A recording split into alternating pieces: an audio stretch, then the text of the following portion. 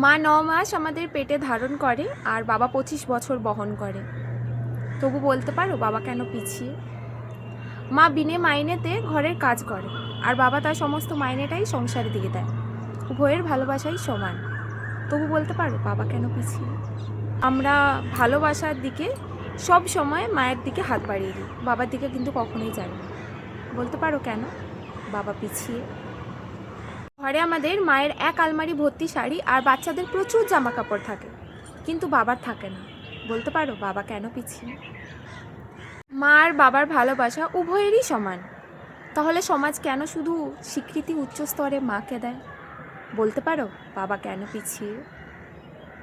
যখন যখন আমাদের মন খারাপ হয় আমরা সবার আগে মায়ের কথা চিন্তা করি, বাবাকে নয়।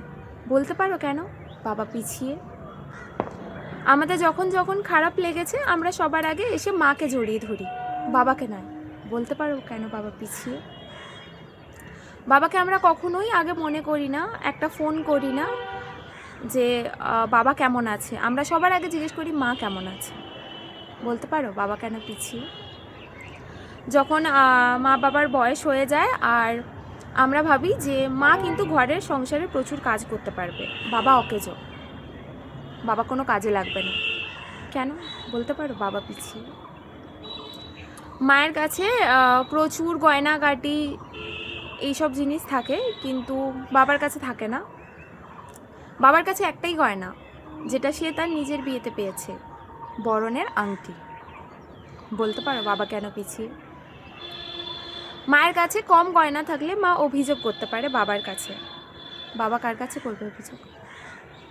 বলতে পারো বাবা কেন পিছিয়ে?